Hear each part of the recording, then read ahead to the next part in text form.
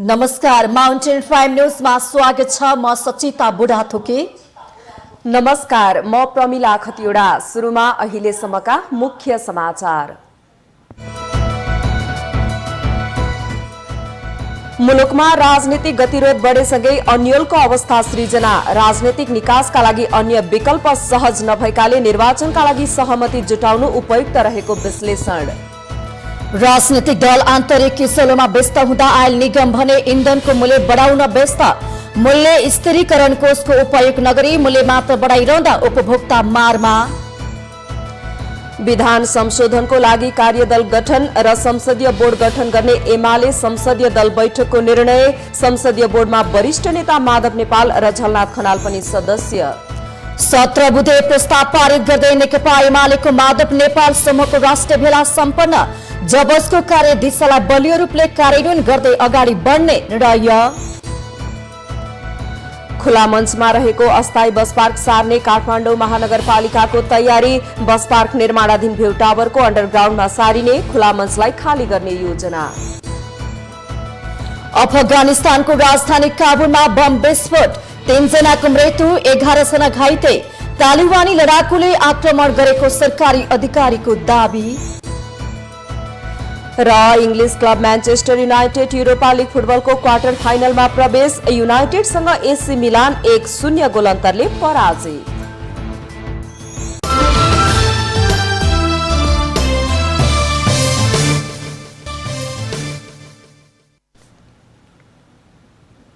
अब समाचार विस्तारमा।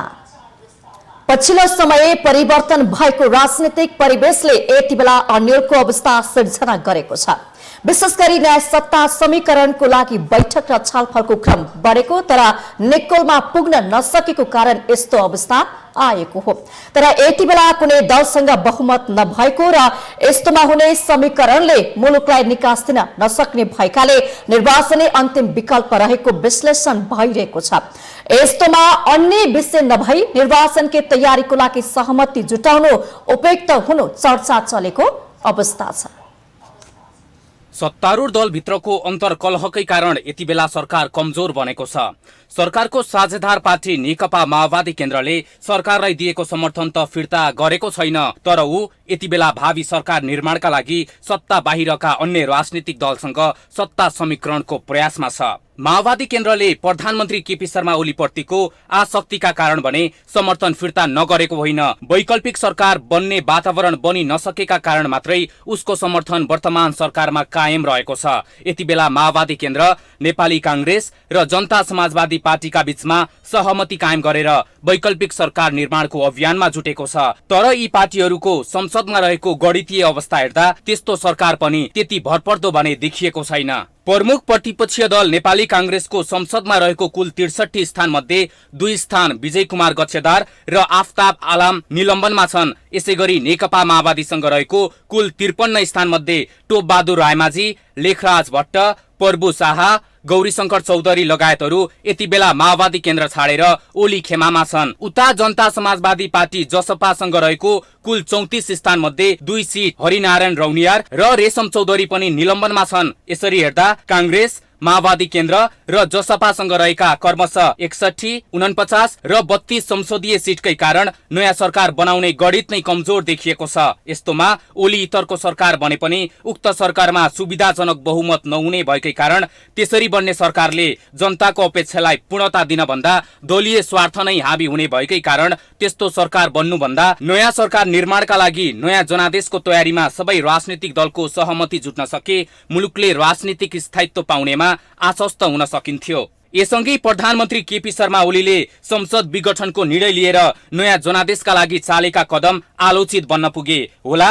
त्यतिखेरको राजनीतिक परिस्थिति संसद विघटन वा नयाँ निर्वाचनमा गई हाल्नु पर्ने खालको थिएन, तर प्रधानमन्त्रीको उक्त सिफारिसलाई सर्वोच्च अदालतले खारेज गरिदिए लगत्तै मुलुकको राजनीतिले लिएको तरल स्वरूपले पछिल्लो समयमा भने प्रधानमन्त्रीको उक्त निर्णयको सार्थकता पुष्टि हुँदै आएको छ। सरकारको नेतृत्वसँग माओवादी नेतृत्वको कटुता बढिरहेकै बेला सर्वोच्च अदालतले नेकपाको वैधता खारेज गरेर नेकपामा आबद्ध एमाले र माओवादीलाई पुरानै स्थितिमा पुर्याइदिनु। नेकपा एमाले नेतृत्वको किचलोका कारण पार्टी नै विभाजनको सङ्घर्षमा पुग्नुले ओली सरकारको निरन्तरता नै धरापमा परेको छ। यस अवस्थामा सरकार बाहिर रहेका दलहरूले समेत वैकल्पिक सरकारको ढाँचा तयार गर्न सकिरहेका छैनन्, जसले मुलुकलाई नै चरम राजनीतिक संकटको भुमरीमा ढकेल्दै लगेको भान हुन थालेको छ। ओली सरकारको निरन्तरताको ग्यारेन्टी छैन।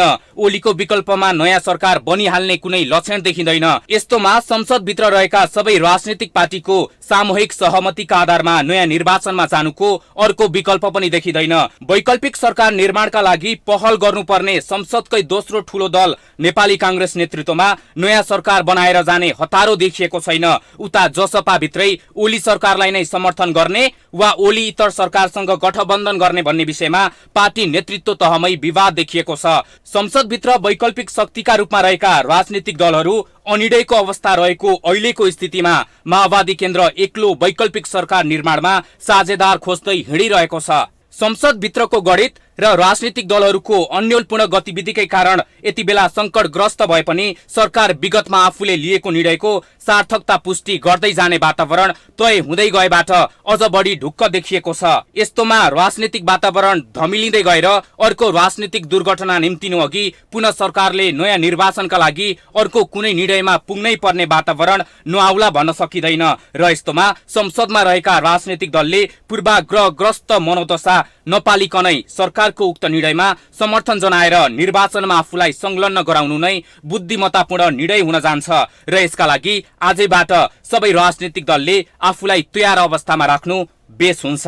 माउन्टेन टेलिभिजन राजनीतिक ब्युरो।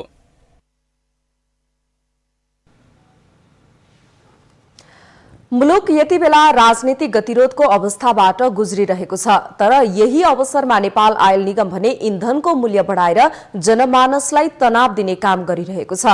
विगत 9 महिनामा 11 पटक पेट्रोलियम पदार्थको भाव बढाउने निर्णय गरेको निगमका कारण समग्र रूपमा मूल्य वृद्धि हुने अवस्था बनेको छ। मुलुक कोरोना महामारी र राजनीतिक गतिरोधको चपेटामा परेको बेला मूल्य स्थिरीकरण कोषको उपयोग नगरी मूल्य वृद्धिमा निगमले ध्यान केन्द्रित गर्दा उपभोक्ता मारमा परेका छन्।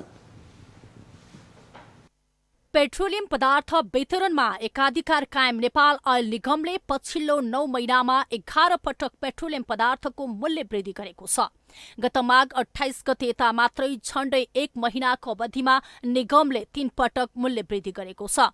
मुलुक राजनीतिक खिचातानीमा रहेको र सबै दलको ध्यान यति बेला सत्ता राजनीतिमा केन्द्रित भएको मौका छोपरी भन्नुपर्दछ। निगमले इन्धनको भावमा पटक पटक वृद्धि गर्दै आएको छ। यसरी निरन्तर पेट्रोलियम पदार्थको मूल्य बढेसँगै सार्वजनिक यातायात, हवाई सेवादेखि हरेक उपभोग्य वस्तुको मूल्य आकर्षिन थालेको छ। यो सँगै निर्माण सामग्रीको उत्पादन र ढुवानीमा समेत मूल्य वृद्धिको असर पर्ने भएबाट विकास आयोजनाहरू समेत महँगिने निश्चित छ। निगमले अन्तर्राष्ट्रिय बजारमा पेट्रोलियम पदार्थको मूल्य बढेकै कारण नेपालको आन्तरिक खपतमा उपयोग हुँदै आएको पेट्रोलियम इन्धनको मूल्य बढाएको बताएको छ। निगमले आफूले गरेको मूल्य वृद्धिलाई जायज बताउनका लागि सीमावर्ती भारतीय सहर रक्सोलमा पेट्रोल प्रति लिटर 149 रुपैयाँ 92 पैसा र डिजेल 139 रुपैयाँ 11 पैसा रहेको र यता वीरगञ्जमा निगमले पेट्रोल प्रति लिटर रु 116 रुपैयाँ 50 पैसा र डिजेल 79 रुपैयाँ 50 पैसामा बिक्री गर्दै आएको बताएको छ। तर गत वर्षबाट स्वचालित मूल्य प्रणाली लागू गरेको निगमले अन्तर्राष्ट्रिय बजारमै इन्धनको मूल्यमा वृद्धि हुँदाको चाप थेग्न मूल्य स्थिरीकरण कोषको उपयोग गर्नेतर्फ भने चासो राखेको पाइन्न। गत वर्ष विश्वव्यापी रूपमै कोरोना संक्रमणको अवधिमा गरिएको लकडाउनका कारण अन्तर्राष्ट्रिय बजारमा इन्धनको मूल्य घटेर प्रति ब्यारेल $20 झरेपछि निगमले गत वर्षको 19 चैतमा प्रति लिटरमा 10 रुपैयाँ मूल्य घटाएको थियो। त्यति बेला पेट्रोल 96 रुपैयाँ र डिजेल 85 रुपैयाँ कायम थियो। त्यति बेला लकडाउनका कारण आर्थिक गतिविधि घटेसँगै इन्धनको खपतमा पनि कमी आएसँगै इन्धनको मूल्यमा समेत गिरावट आएको थियो। अहिले आर्थिक गतिविधिले तीव्रता लिएसँगै इन्धनको खपत र मूल्य पनि बढेको हो। गत साउनदेखि अन्तर्राष्ट्रिय बजारमा इन्धनको मूल्य निरन्तर उकालो लाग्दै गएर 3 गुणा भन्दा माथि अर्थात् प्रति ब्यारेल $70 सम्म पुगेको छ। अन्तर्राष्ट्रिय बजारमा तेलको मूल्य बढेसँगै निगमले पनि मूल्य बढाउँदै आएको छ। गत साउनदेखि हालसम्म पेट्रोल प्रति लिटर 14 रुपैयाँ र डिजेलमा 11 रुपैयाँ बढेको छ। लगातार इन्धनको मूल्य बढ्दै गए उपभोक्तालाई राहत दिने भन्दै व्यवस्था गरिएको मूल्य स्थिरीकरण कोषमा यति बेला उपभोक्ताबाटै सङ्कलन गरिएको 11 अर्ब रुपैयाँ रहेको छ। तर त्यो रकमबाट बढेको मूल्य समायोजन गर्नेतर्फ भने निगमले चासो देखाएको छैन। पछिल्लो समय निगमले इन्धनको मूल्य समायोजन गर्दा समेत निगमलाई 15 दिनमा 1 अर्ब 27 करोड 70 लाख रुपैयाँ घाटा हुने निगमले बताएको छ। निगमका अनुसार पछिल्लो पटक गरिएको मूल्य वृद्धिपछि पनि निगमलाई पेट्रोलमा 9 रुपैयाँ 35 पैसा, डिजेलमा 5 रुपैयाँ 80 पैसा र खाना पकाउने एलपीजी ग्यासमा 392 रुपैयाँ घाटा छ। माउन्टेन टेलिभिजन राजनीतिक ब्युरो।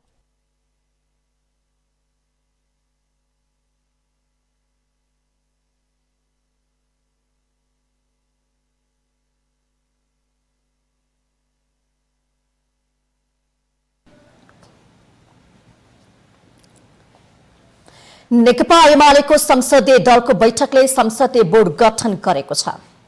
बिहिबार प्रधानमन्त्री निवास बालुवाटारमा बसेको नेकपा एमालेको संसदीय दलको बैठकले संसदीय बोर्ड गठन गर्ने निर्णय गरेको हो। संसदीय बोर्डमा वरिष्ठ नेता झलनाथ खनाल र माधव कुमार नेपाल सहित 24 जना सदस्य हुने व्यवस्था गरिएको छ। बोर्डको संयोजकमा संसदीय दलका नेता ओली हुनुहुन्छ भने सुभाष चन्द्र नेगमाङ, विशाल भट्टराई र शान्ता चौधरी पदेन सदस्य हुनुहुन्छ।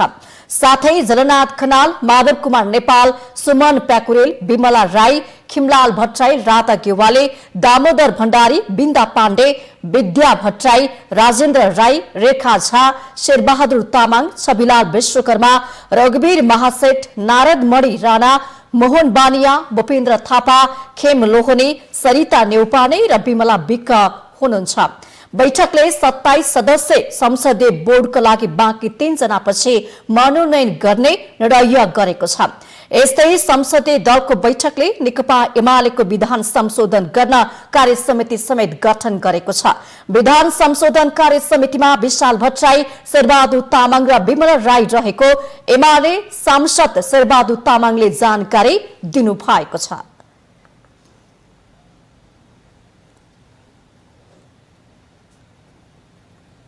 विधानमा केही संशोधन गर्नुपर्ने भएको हुनाले विधान संशोधन सम्बन्धी प्रस्ताव पारित गर्न एउटा कमिटी गठन गरेको छ। बोर्ड आज 24 जनाको संसदीय बोर्ड गठन भएको छ। पुरानो विधानकै आधारमा गठन भएको छ। नयाँ विधान फेरि हामी चाहिँ 7 गतेको बैठकबाट पारित गर्छौँ त्यो समितिले पास गरेपछि, र त्योभन्दा अगाडि चाहिँ हामीले अहिले संसदीय बोर्ड गठन गरेका छौँ। संसदीय बोर्डमा पदेन 4 जना पदेन सदस्यहरू हुन्छन्। केपी शर्मा ओली, सुभाष चन्द्र नेम्बाङ, विशाल भट्टराई, शान्त चौधरी उहाँहरू पदेन हुन्छन्। त्यसबाहेक अरू चाहिँ त्यो आजको बैठकबाट निर्वाचित गरेका छौँ। त्यस्तै गरी संसदीय दलको बैठकले नेकपा एमालेको खनाल नेपाल पक्षलाई कुनै पनि कारबाही नगरेको नेता तामाङले जानकारी दिनुभएको छ। संसदीय दलको अर्को बैठक चैत्र 7 गते बिहान 10:30 मा बालुवाटारमा बस्ने तय भएको छ।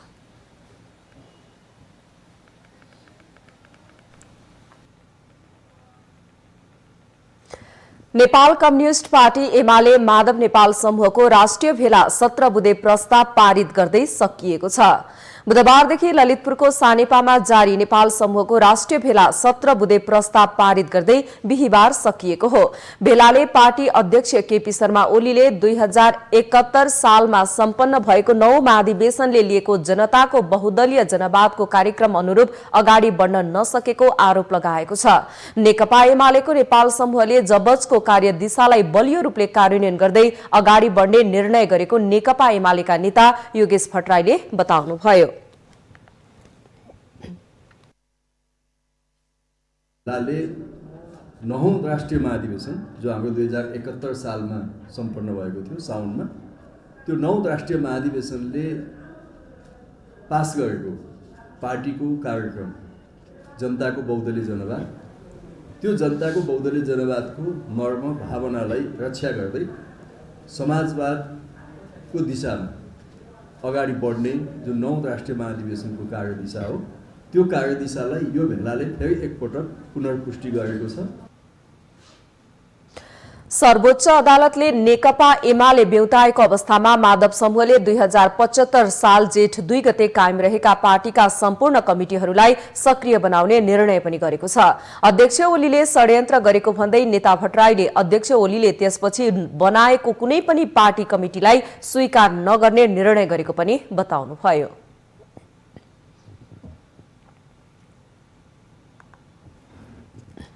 । 2075 साल जेठ 2 गते सम्म कायम भएका सम्पूर्ण पार्टी कमिटीहरू, जनवर्गीय सङ्गठनहरू, पेशागत सङ्गठनहरू, पार्टीका केन्द्रीय विभाग, सम्पर्क मञ्च लगायतका सम्पूर्ण त्यो 75 साल जेठ 2 गतेका कमिटीहरूलाई सक्रिय बनाउने र ती कमिटीलाई अगाडि बढाउने निष्कर्ष हामीले निकालेका छौँ। अध्यक्ष ओलीले फागुन 28 गते गरेका निर्णय फिर्ता नलिए अन्तरसङ्घर्ष जारी राख्ने उहाँको भनाइ छ। आफूहरू पार्टी एकताको पक्षमा रहेकाले आफ्नो तर्फबाट पार्टी विभाजनको घोषणा नहुने पनि उहाँले बताउनुभयो।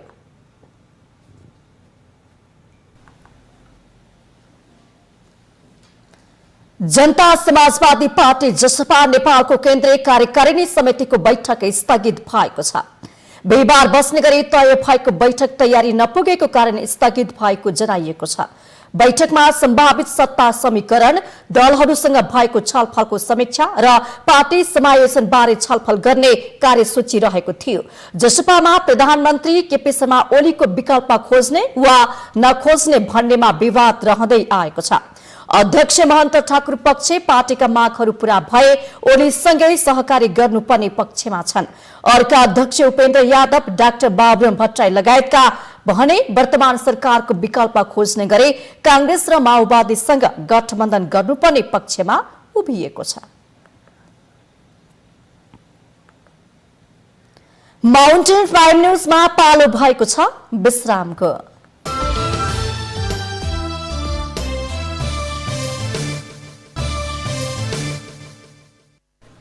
पछिल्लो समय देशमा राजनीतिक संकट देखा परेको छ। परिवर्तित राजनीतिक अवस्थाका कारण प्रधानमन्त्री केपी शर्मा ओली नेतृत्वको सरकारले बहुमत गुमाउने अवस्था सृजना भइसके मुलुकमा राजनीतिक संकट देखा परेको हो। नेकपा माओवादी केन्द्रले सरकारलाई दिएको समर्थन फिर्ता लिएको त छैन, तर कति बेला फिर्ता लिन्छ भन्ने पनि टुङ्गो छैन। यसले पनि राजनीतिक संकट बढ्ने अवस्था देखिएको छ। प्रतिनिधि सभा पुनर्स्थापना भए पनि हालसम्म प्रभावकारी रूपमा प्रतिनिधि सभाको बैठक सञ्चालन हुन सकेको छैन। अहिलेसम्म 7औं अधिवेशनमा 3वटा बैठक बसे पनि सबै बैठक कर्मकाण्डी मात्रै बनेका छन्। प्रतिनिधि सभाको बैठक पूर्ण रूपमा सञ्चालन हुन नसक्नुको दोष सरकारले सभामुखलाई थोपार्दै आएको छ भने सभामुखले प्रधानमन्त्री केपी शर्मा ओली संसदप्रति उत्तरदायी बन्न नसकेका कारण बैठक प्रभावकारी रूपमा अगाडि बढ्न नसकेको बताउँदै आउनुभएको छ।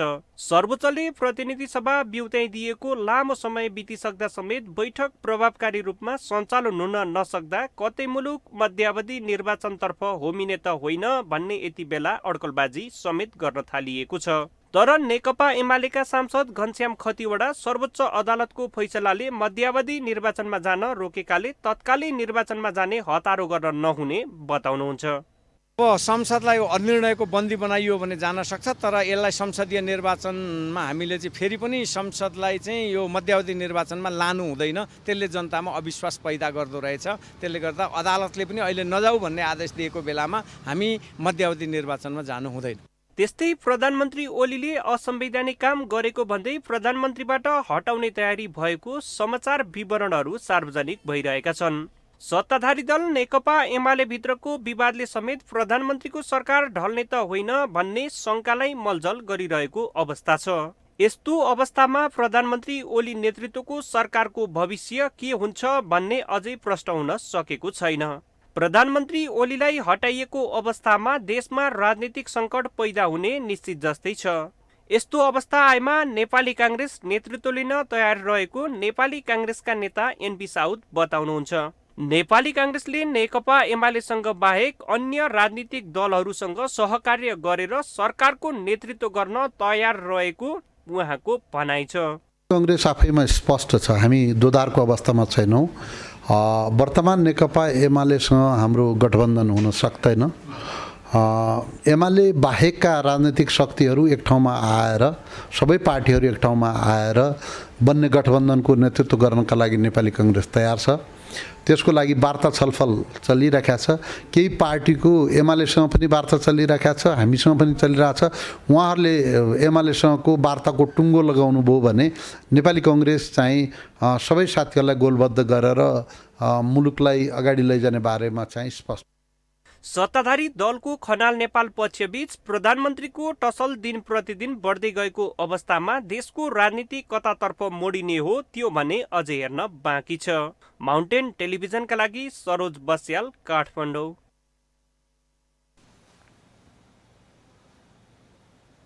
संकट व्यवस्थापन केन्द्र सीसीएमसीले नेपाल र भारतका बीचमा यातायात सञ्चालन गर्न मन्त्री परिषदलाई सिफारिस गरेको छ।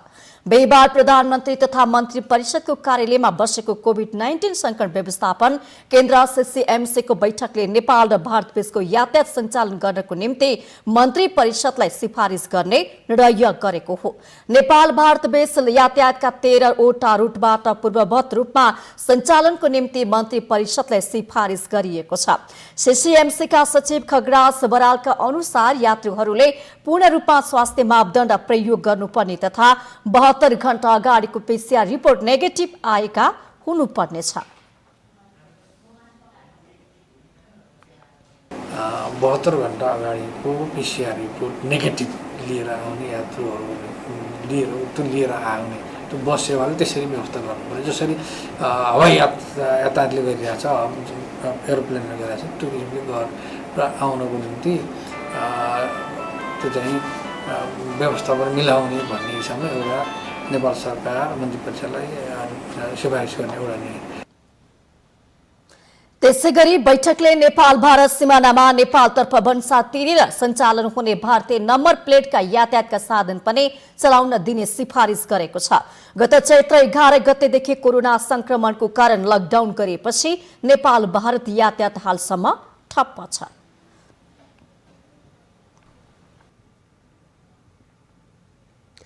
काठमाडौँ महानगरपालिकाले खुला मञ्चमा रहेको अस्थायी बस पार्कलाई अन्यन्त्र सारेर खुला मञ्चलाई खाली गर्ने भएको छ।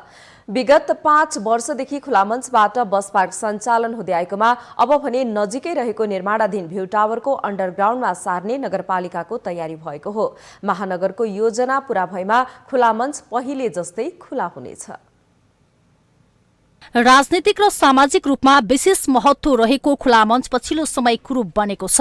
विशेष गरी खुला मञ्चलाई बस पार्कको रूपमा परिणत गरेसँगै यस्तो अवस्था आएको हो। तर काठमाडौँ महानगरले भने खुला मञ्चलाई फेरि पुरानै अवस्थामा फर्काउने तयारी गरेको छ। यसका लागि अस्थायी बस पार्कलाई पुरानै स्थानमा फर्काउने योजना महानगरले बनाएको हो। महानगरले यहाँ रहेको बस पार्कलाई निर्माणाधीन भ्यू टावरको अन्डरग्राउन्डमा सार्ने योजना बनाएको छ। भ्यू टावर निर्माण गर्ने भनेर जुन सम्झौता अनुसार हामीले चाहिँ त्यहाँ चाहिँ दियौँ र अब त्यो चाहिँ निर्माणको क्रममा त्यहाँ हाम्रो मास्टर प्लान अनुसारको अन्डरग्राउन्डमा चाहिँ हाम्रो बस पार्क नै छ र जहाँ चाहिँ अब बस पार्कको जुन चाहिँ हामीले चाहिँ एउटा परिकल्पना गरेको ठाउँ चाहिँ अहिले सम्पन्न भइसकेको कारणले अब खुला मञ्चमा रहेको बस पार्क चाहिँ हामी चाहिँ अब पहिलाकै बस पार्क अथवा चाहिँ काठमाडौँ टावरको ग्राउन्ड भुइँतल्लामा चाहिँ हामीले चाहिँ जुन चाहिँ व्यवस्थापन गर्ने भन्ने कुरो चाहिँ मोटामोटी तयार भइसकेको अवस्था छ। पछिल्लो समय खुला मञ्च अतिक्रमणको चपेटामा समेत परिरहेको छ। गैर कानूनी रूपमा बनेका संरचना र निर्माण सामग्री राख्ने थलो बनाइएसँगै खुला मञ्चको मौलिकता संकटमा परेको हो। लामो समयदेखि खुला मञ्चलाई खुला नै रहन दिनुपर्ने भन्दै नागरिक स्तरबाट आवाज पनि नउठेका होइनन्, तर यसको सुनवाई भइरहेको थिएन। अब भने काठमाडौँ महानगरपालिकाले अस्थायी बस पार्कलाई अन्यत्र सार्ने योजना बनाएसँगै खुला मञ्च पुरानै स्वरूपमा फर्कने सम्भावना बढेको छ। खुला मञ्च बस पार्क भ्यू टावरको अन्डरग्राउन्डमा सारिने अभियान सकारात्मक भएको अभियन्ताहरू बताउँछन्। स्वागत योग्य कदम हो महानगरपालिकाले गर्नुभएको। यद्यपि यो अझ अलि अगाडि भइदिएको भए यो यसले चाहिँ नि महानगरपालिकावासीको चाहिँ नि समस्या बुझ्यो भनेर हामीले अझ बुझ्न सक्छौँ। तथापि यो एकदम सकारात्मक कदम हो। खुला मञ्चबाट बस पार्क अन्यत्र सारी खुला मञ्चलाई खुला गराउने महानगरको यो कदम सकारात्मक छ, तर हाल बस पार्क सार्ने भनिएको भेउ टावर निर्माणको काम अपेक्षाकृत अघि बढ्न सकेको छैन। टावर 5 वर्षमा निर्माण सम्पन्न गर्ने भन्दै सुरुवात भए पनि अहिलेसम्म निर्माणको काम नगर्ने मात्रै भएको छ। भेउ टावरको निर्माण सम्पन्नका लागि समय लाग्ने हुँदा बस पार्क कहाँ सार्ने र यसको व्यवस्थापन कसरी गर्ने भन्ने विषय भने चुनौती देखिन्छ। क्यामेरामा केशवराज श्रेष्ठका साथमा अप्सरा गौतम, काठमाडौँ।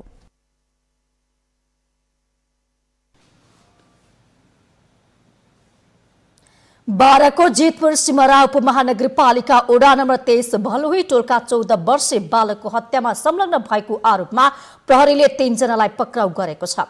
पक्राउ पर्नेमा जितपुर सिमरा उपमहानगरपालिका वडा नम्बर 23 भलुही टोल बस्ने 25 वर्षीय कियामुद्दिन मंसूरी, स्वयं स्थानका 21 वर्षीय अफसान भनिने अमर हुसैन मिया हजाम र 19 वर्षीय आबेदिन मिया अन्सारी रहेका छन्। प्रहरीका अनुसार पक्राउ परेका 3 जनाले गत फागुन 11 गते बालक मंसूरीको हत्या गरी वडा नम्बर 10 बेहेरा टोल स्थित एक उद्योग छेउमा सबलाई खाल्टो खनेर गाडेका थिए। घरबाट बेपत्ता भएको 17 दिनपछि बालक मंसूरीको शव गत फागुन 28 गते सडिसकेको अवस्थामा भेटिएको थियो। पक्राउ परेका 3 जनाले हत्या गरेको स्वीकारेको प्रहरीले जनाएको छ। एकचोटि हामीले फागुनको 28 गते शुक्रबार बिहान जितपुर सिमरा उपमहानगरपालिका वार्ड नम्बर 10 को बेहरा स्थित फ्याक्ट्रीहरूको फोहोर फाल्ने गरिएको ड्याम्पिङ साइडमा सडी गली गएको अवस्थामा लास फेला पारेका थियौं। पक्राउ परेका 3 जना विरुद्ध कर्तव्य ज्यान सम्बन्धी मुद्दा दर्ता गरी अनुसन्धान प्रक्रिया अघि बढाइएको छ। आर्थिक प्रलोभनमा परि पारिवारिक तथा जग्गा सम्बन्धी विवादको कारण बालकको हत्या गरेको प्रहरी अनुसन्धानबाट खुलेको छ।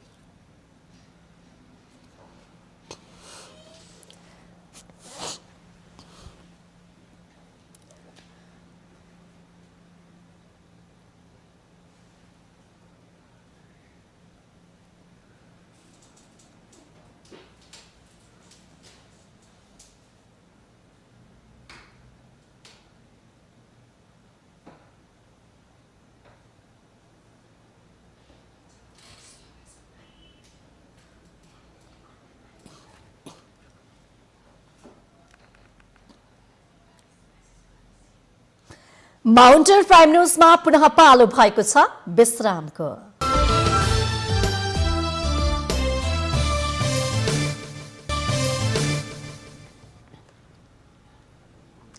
विश्रामपछि स्वागत छ। अब बाँकी समाचार।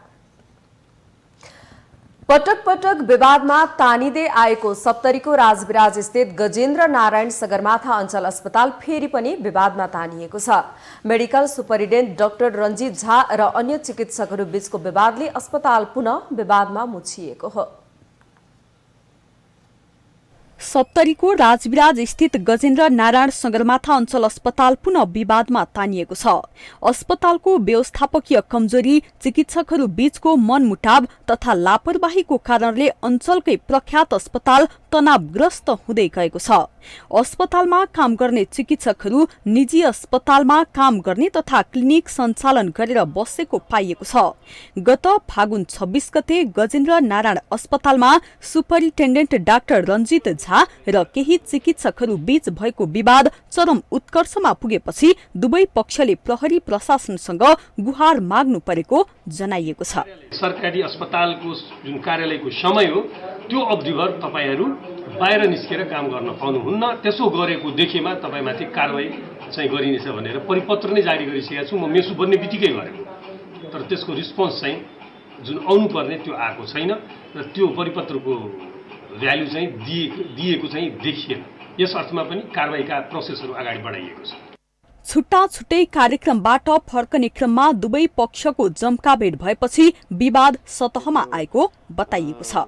स्पष्टीकरण चाहिँ मागेको थियो त्योभन्दा एक दिन अगाडि होइन त्यसैको रिस चाहिँ धेरै थियो होइन धेरै चाहिँ अब हामीलाई चाहिँ किन मागेको हो यो होइन त्यस्तो माग्यो भने हामी नै पनि माग्छौँ उसलाई भनेर होइन अनि त्यस्ता कुराहरू थियो होइन पहिलादेखि नै होइन त्यसकै रिसमा चाहिँ तिनीहरू पनि फेरि उताबाट कुन चाहिँ ठाउँबाट पार्टी गरेरै आएको थियो फेरि त्यो पनि हो अनि आएर अब एकैचोटि भिडमा आएर हमला गरे हो त्यस्तो खासै चाहिँ यो कारण हो भनेर केहीचोटि भनेको थिएन।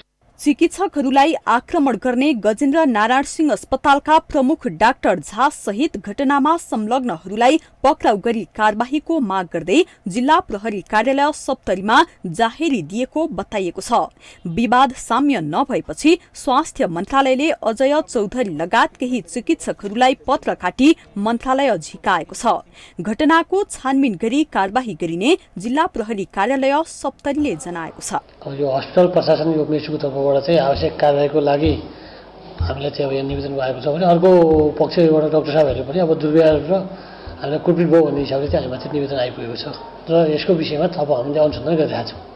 गजेन्द्र नारायण अस्पतालमा देखिएको झगडा खिचातानी र राजनीतिले स्वास्थ्य जस्तो संवेदनशील क्षेत्रमा हुने गरेको बेथिति र विकृतिको प्रतिनिधित्व गरेको छ। यस्ता घटनाहरू निर्मूल गर्न बेलैमा सरकारवालाहरू सचेत नभए यसले स्वास्थ्य क्षेत्रमा विकराल समस्या सृजना गर्दै जाने निश्चित छ। माउन्टेन टेलिभिजनका लागि सप्तरी सहकर्मी सुमन रायमाझीको सहयोगमा जिल्ला ब्युरोको रिपोर्ट।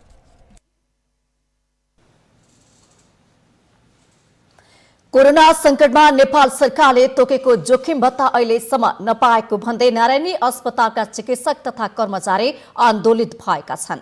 कोरोना महामारीको समयमा जोखिममा काम गरेको भए पनि अस्पताल प्रशासनको लापरवाहीको कारण अस्पतालको 400 जना कर्मचारीले सुविधा नपाएको भन्दै आन्दोलित भएका हुन्।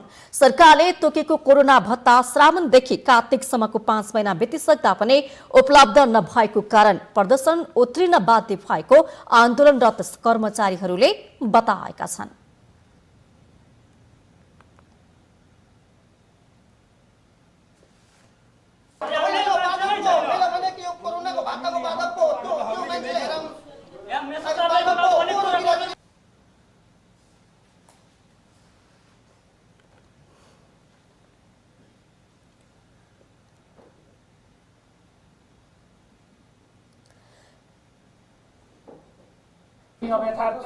यथार्थ के हो भन्दाखेरि जोखिम भत्ताको लागि एउटा कमिटी बनाएको छ। हाम्रो विकास समितिको मेम्बर सन्तोषजी हुनुहुन्छ, उहाँको संयोजकत्वमा यहाँको सबै इन्चार्जहरू मेट्रोन र आर्थिक प्रशासनको प्रमुख मिलेर सबैले कमिटी बनाएको छ। कसले कति ड्युटी कोभिडमा गर्यो त्यसको ड्युटी प्रमाणित गरेर उहाँहरूलाई दिन भनेको छौँ हामीले। अहिलेको 4वटा पिसिआर गण्डक प्लस हाम्रो इमर्जेन्सी यो 4वटालाई चाहिँ अब आइतबार हामीले टाइम दिएछ, आइतबार हामी सबैलाई उपलब्ध गराउँछौँ। अस्पतालका मेडिकल सुपरिन्टेन्डेन्ट डाक्टर सुजित ठाकुरले महामारीको समयमा ड्युटीमा खटेका कर्मचारीहरूको छनौट गरेर जोखिम भत्ता चाँडै वितरण गरिने अस्पताल प्रशासनले प्रतिक्रिया दिएको छ। त्यसै गरी सरकारले महामारीमा खटिएका व्यक्तिलाई मात्र जोखिम भत्ता दिन भने पनि अस्पतालका सबै कर्मचारीहरूलाई दिनुपर्ने अडान राखेको कारण भत्ता वितरण हुन नसकेको बताइएको छ।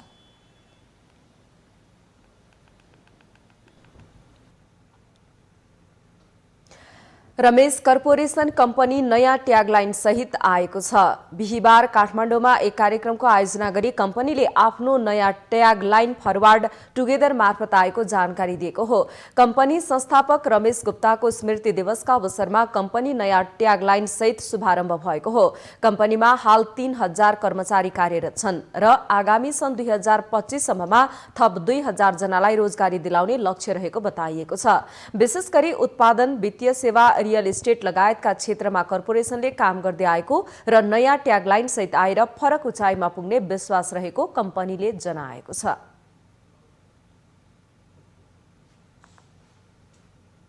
हाम्रो जुन यो रमेश कर्पको हाम्रो जुन अगाडि एउटा सोल मोटो के हुन्छ भने फरवर्ड टुगेदर भनेमा हामीसँग सहकार्य भएको हाम्रो इम्प्लोइ, हाम्रो पिपल, सोसाइटी, कस्टमर फ्युचरमा अथवा एक्जिस्टिङ हामीले जे पनि अहिले आफ्नो बिजनेसेसहरू गरिरहेको छु, जे पनि हामीले नयाँ भेन्चरहरूमा आफैलाई इस्टाब्लिस गर्छौँ, कुनै पनि हामीले आफूले कुनै पनि नयाँ स्थापना हुन्छ भने हामीले सबैलाई सँगै लिएर अगाडि बढ्ने हो। सो उहाँको जुन एउटा यो कोर प्रिन्सिपल थियो त्यो प्रिन्सिपललाई अब हामीले आफ्नो ग्रुपको भेरियस कम्पनीहरूमा त्यसलाई इन्टिग्रेट गरेर we are marching towards the future now. कम्पनीले क्यान्सर पीडित 20 बालबालिकालाई निशुल्क उपचार समेत गराइरहेको छ। यसका लागि कम्पनीले कान्ति बाल अस्पतालसँग सहकार्य गरिरहेको छ। गुप्ता मेमोरियल ट्रस्ट अन्तर्गत हामीले अहिले करेन्टली 20 जना प्लस बिलो 15 को बालबालिकाहरूले हामीले तपाईँको फ्रीमा क्यान्सरको उपचार गरिरहेको छौँ। हामीसँग आबद्ध भएदेखि तपाईँको उपचार नभएसम्म वी टेक केयर अफ तिनीहरूको जति पनि एक्सपेन्सहरू छ, प्लस डक्टरसँग राइट कन्सल्टेसन भयो, राइट मेडिसिन्सहरू भयो। हाम्रो एउटा टिम छ, उहाँले उहाँसँग कोअर्डिनेट गरेर पुरै एन्ड टु एन्ड तपाईँको हुन्छ नि उहाँको ट्रिटमेन्टको लागि सहयोग गर्छ हामीले। कम्पनीले निकट भविष्यमा थप 4 कम्पनी विस्तार गर्ने योजना रहेको समेत जनाएको छ।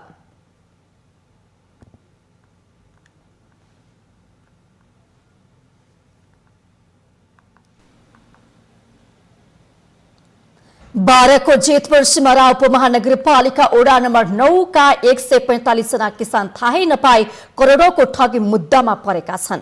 काठमाडौँमा घुम्ने रहर बोकेका उनीहरू गर्दै नगरेको ठगीको आरोपमा मुद्दा खेपेर जेलमा बस्न बाध्य भएका छन्। बाराको जेतपुर सिमरा उपमहानगरपालिका वडा नम्बर 9 का 145 जना किसान ठगी धन्दा चलाउने गिरोहको फन्दामा परेका छन्। थाहै नपाई फन्दामा परेका उनीहरू अदालतमा मुद्दा खेपिरहेका छन् भने कोही जेल सजाय काटिरहेका छन्। गिरोहले उनीहरूलाई काठमाडौँ घुमाउने र पैसा पनि कमाई हुने भन्दै पङ्कोजा ट्रेडर्स प्रालीको नाममा करोडौं रुपैयाँ ठगीमा फसाएको पीडितहरूको दाबी छ। भैया लेके गेल हमरा अशोक लगता बा तो कहली से हां बा तो चलबे काठमांडू तो कहली से कौन विषय में तो तोरा कुछ विषय के मतलब ना करिए, हम अपने तोरा सल्टा है कुछ ही हम पढ़ ले बानी भैया का नाम तोरा सवाल दे के नहीं है। तो कहली ठीक बा भैया बार तब लेके चल भी करम, तब चल गनी बहर गनी। ओकरा बाद हम के जितपुर गेली त जितपुर में के खियला पियला मासु खियला हेरी हाल्नु भयो। यहाँको घरद्वारहरू हैन कस्तो एक दिन कमाउनु गयो भने खान पाउँदैन, यस्तो खालको व्यक्तिहरू छ। एलानी जग्गा जमिनमा घर बनाएर बसेको छ। अब एकैचोटि 81 गाउँले कस्तो थाहा पायो भने चाहिँ नि अदालतबाट एकैचोटि सम्मान आउँदाखेरि त्यहाँ त 3 करोड कति रे त्यति चाहिँ एकजनाको नाममा कति हो हुनै नसक्ने कुरा, लाज मर्ने कुरा हो यो। गिरोहले प्रलोभनमा पारी नागरिकता दुरुपयोग गरी उनीहरूको नाममा थाहै नदी कम्पनी खोलेर करोडौंको लगानीमा कर छली गरेको हो। राजस्व कार्यालय काठमाडौँबाट कर छलीको चिठी घर घरमा पुग्न थालेपछि उनीहरूले आफू फसेको थाहा पाए, तर ठगी धन्दा चलाउनेहरू निष्फिक्री हिँडिरहेका छन्। करोडौंको राजस्व हिनामिना गरेको ठहर गर्दै उच्च अदालत पाटनमा मुद्दा दायर भएको घटनाले स्थानीयसँगै जनप्रतिनिधि पनि चिन्तित छन्। प्रलोभन देखाएर अब उहाँहरू एकदम सोझो साझो मान्छे, अब यो केही उनीहरूलाई थाहा थिएन, अचानक एकैचोटि काठमाडौँ लगेर यस्तो यस्तो गरिदिन्छु यो गरिदिन्छु भनेर उहाँहरूलाई सिधा साधा मान्छेलाई लगेर उहाँ नागरिकताको आधारमा गर्नु भएको छ कि उहाँहरूलाई फसाउनु भएको छ। यो त प्रतिनिधि घटना मात्रै हो। यस्ता धेरै गिरोहले सोझा गरिब किसानलाई कतिपय अवस्थामा राजनैतिक पहुँच र पावर देखाउँदै ठगी गरिरहेका छन्। यसतर्फ सम्बन्धित निकाय गम्भीर हुन आवश्यक छ। माउन्टेन टेलिभिजनका लागि बारा सहकर्मी श्याम गुप्ताको सहयोगमा जिल्ला ब्युरोको रिपोर्ट। बजार अनुगमन टोली आउने हल्लासँगै जनकपुर धामका अधिकांश स्थानीय व्यापारीहरूले पसल बन्द गरेका छन्। बिहिबार दिउँसो अनुगमन टोली आउने भनिएसँगै अधिकांश पसल बन्द भएका हुन्। यसअघि पनि महोत्तरीको औरही, गौशाला, जलेश्वर लगातार विभिन्न ठाउँमा चेक जाँचको क्रममा तीव्र हुन थालेको भन्दै जनकपुरका व्यापारीहरूले हल्लाको भरमा पसल बन्द गरेका थिए। जनकपुर धाम उद्योग वाणिज्य संघका महासचिव जितेन्द्र कुमार महासेठले व्यापारीहरूले हल्लाकै भरमा पसल बन्द गरेको र अनुगमन सम्बन्धमा आफूलाई कुनै जानकारी नभएको बताउनु भएको छ। हिजो र आजमा जनकपुर धाममा कुनै पनि उद्योगिक व्यवसायीको प्रतिष्ठानहरूमा कुनै किसिमको छापा या अनुगमन नभएको जानकारी गराउन चाहन्छु। र हल्लामा र भ्रामक समाचार जुन सम्प्रेषण भएको छ त्यो भ्रामक समाचारले गर्दाखेरि यो जुन यहाँको व्यावसायिक वातावरण छ जुन व्यवसायहरू त्रसित भएको छ। जनकपुर धामको पिडारी चोक, भानु चोक, शिव चोक, जानकी चोक, विद्यापति चोक, राम चोक, रामानन्द चोक लगायतका अधिकांश पसलहरू बन्द भएका हुन्। पसलहरू बन्द हुँदा किनमेल गर्न पुगेका ग्राहकलाई शास्ति भएको छ।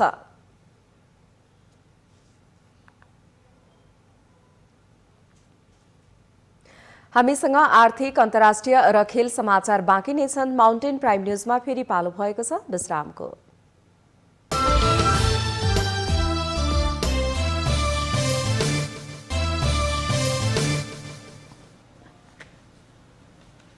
विश्रामपछि स्वागत छ। अब पालो आर्थिक समाचारको। सरकारले उखु किसानहरूको बिक्री तथा भुक्तानीको समस्याको दीर्घकालीन समाधान निकालेको दावी गरेको छ। कृषि तथा पशुपक्षी विकास मन्त्री पद्मा अर्यालले उखु किसानको भुक्तानी समस्याको दीर्घकालीन समाधान निकालेको दावी गर्नु भएको छ। मन्त्री अर्यालले उखु किसानको पहिचान दिने र दर्ता गराएर थप सेवा सुविधा अनुदान उपलब्ध गराउने पनि योजना बनाइएको बताउनु भएको छ।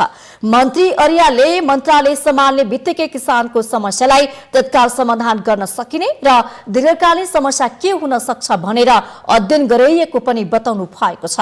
मन्त्री अर्यालले किसानहरूको भुक्तानी बक्यौता 85% भइसकेको दावी गर्नुभयो।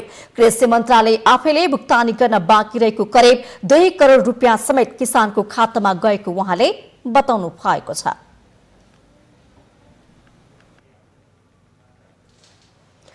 साताको पहिलो दिनबाटै लगानीकर्तालाई निराश बनाएको शेयर बजार बुधबारबाट भने केही आशाजनक बनेको छ। यो क्रम बिहीबारको कारोबारमा पनि निरन्तर नै रह्यो। विगत केही दिनदेखि निरन्तर ओह्रालो लाग्दै आएको शेयर बजारमा मंगलबार नगण्य सुधार देखिएको भए पनि बुधबार नेप्से सूचकमा 40 अङ्कले वृद्धि भएकोमा बिहीबारको कारोबारमा नेप्से सूचक 42.95 अङ्कले बढेर 2475.09 मा अडिएको छ।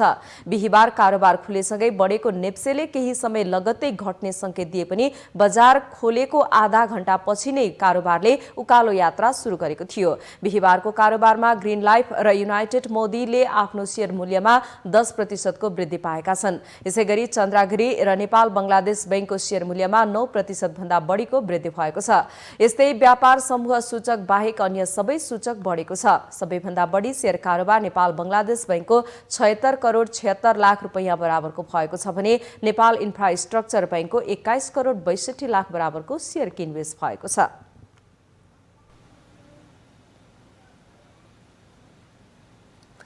अब पालो अन्तर्राष्ट्रिय समाचारको।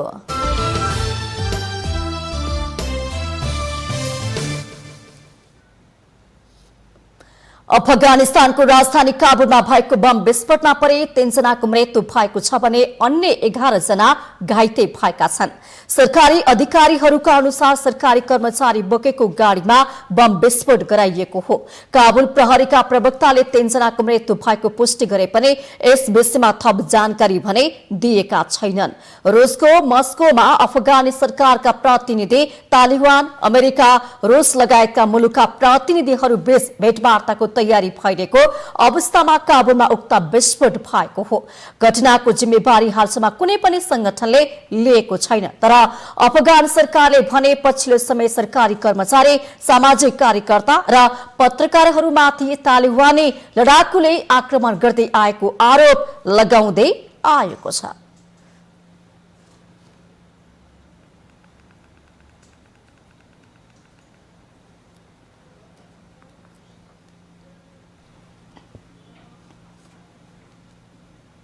अब पालो खेल समाचारको।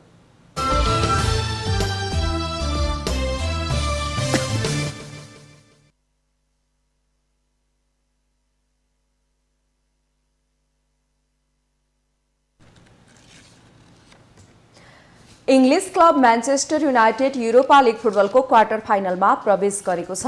बिहीबार राति भएको अन्तिम 16 को दोस्रो लेगमा इटालियन क्लब एसी मिलानलाई 1-0 गोल अन्तरले पराजित गर्दै समग्रमा 2-1 को जित सहित युनाइटेड अन्तिम 8 मा पुगेको हो। मिलानको मैदानमा युनाइटेडलाई जित दिलाउन पाउल पोग्बाले निर्णायक गोल गरे। पहिलो हाफ गोल रहित बराबरीमा सकिएको खेलको 49औं मिनेटमा पोग्बाले गोल गरेका हुन्, जुन गोल युनाइटेडको जितमा निर्णायक बन्यो। पोग्बाले मैदान छिरे पुगेको 3 मिनेटपछि नै गोल गरेका हुन्। फ्रान्सका पोग्बा 46औं मिनेटमा मार्कुस रासफोर्डको स्थानमा मैदान प्रवेश गरेका थिए। पहिलो लेगमा युनाइटेड र मिलानले 1-1 गोलको बराबरी खेलेका थिए।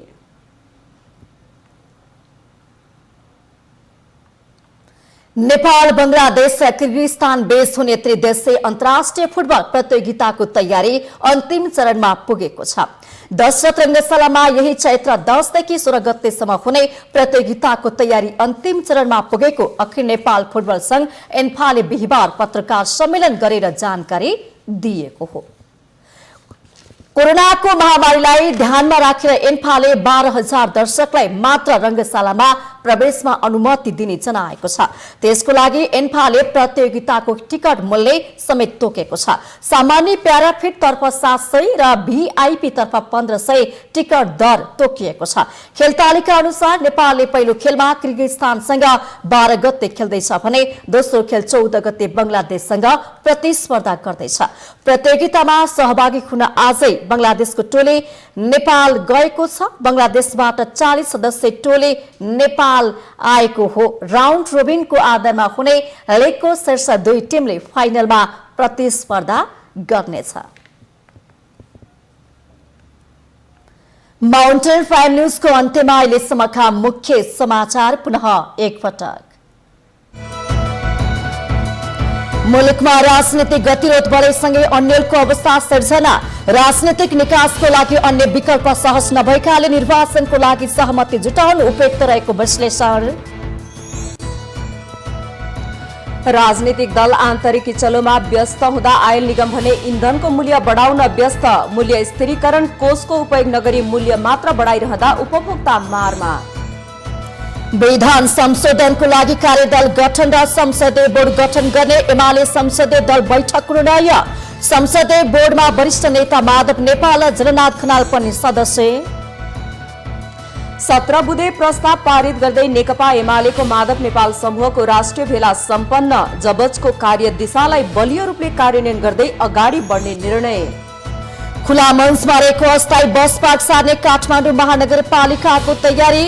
बस पार्क निर्माणाधीन भ्यू टावरको अन्डरग्राउन्डमा सारिने खुला मञ्चलाई खाली गर्ने योजना।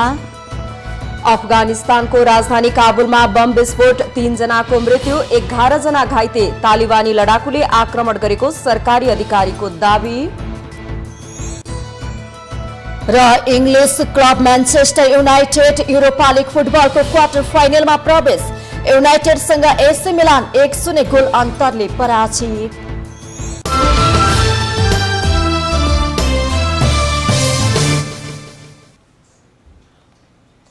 माउन्टेन प्राइम न्यूज अहिलेलाई यति नै। सत्य, तथ्य र निष्पक्ष समाचारको लागि हेर्दै रहनुहोला माउन्टेन टेलिभिजन। नमस्कार।